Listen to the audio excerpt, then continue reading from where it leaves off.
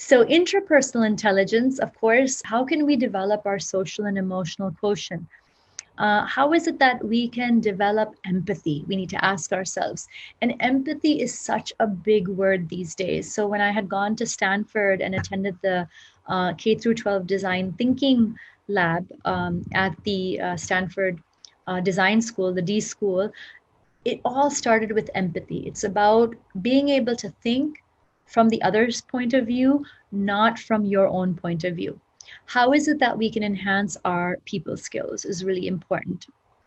Now, there's a lot of research and articles that we found that really at the end, when we when we come down to it, it's not really money that makes us happy. It's really our relationships that make us happy. How do we invest in our relationships?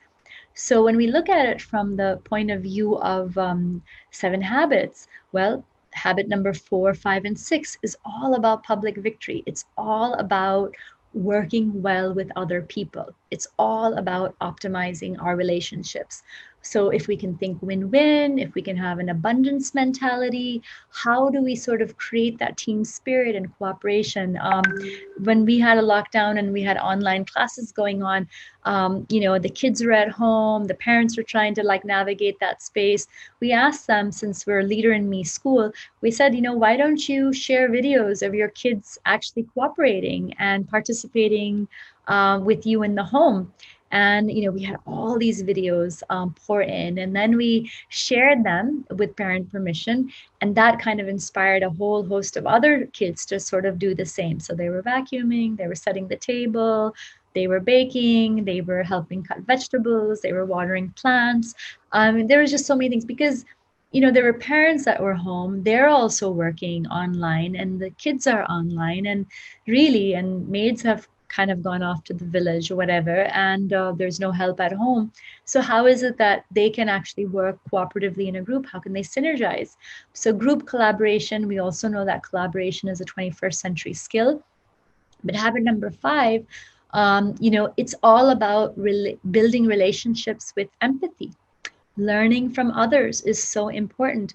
And really, for me in my life, um, I love asking questions. I love learning from other people. For me to talk about myself is very boring because I know I've lived that life already. But it's more interesting for me to learn from others, and I would like to know how they do it and how they do it best, and that really enriches my life. One of the key things in Kavi's book is the emotional bank account. We need to be aware of how are we depositing in each other's emotional bank accounts.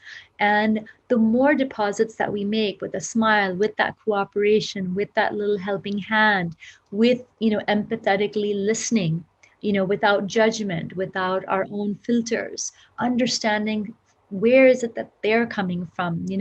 Oprah said that most of the world's problems of all the people that she's witnessed was stemming from a failure to be seen, a failure to be heard.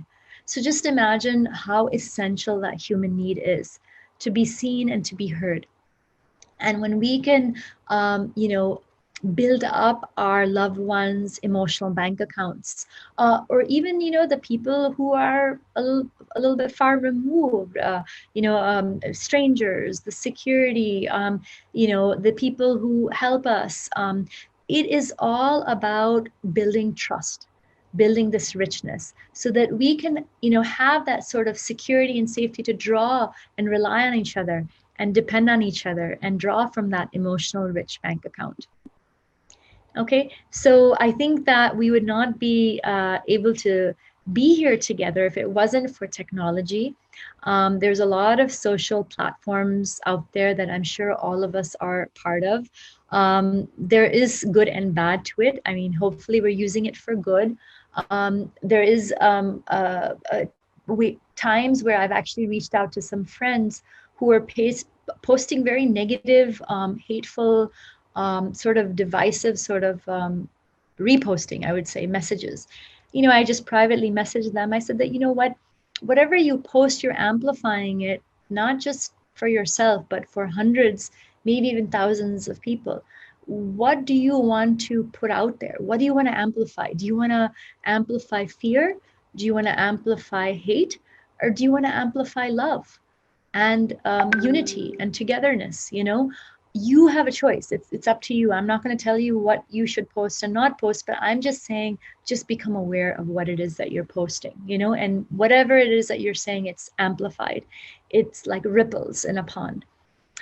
So that's about social platforms. But coming back to conversation starter questions, I want to say that in my friend circle, I'm kind of known as the question queen.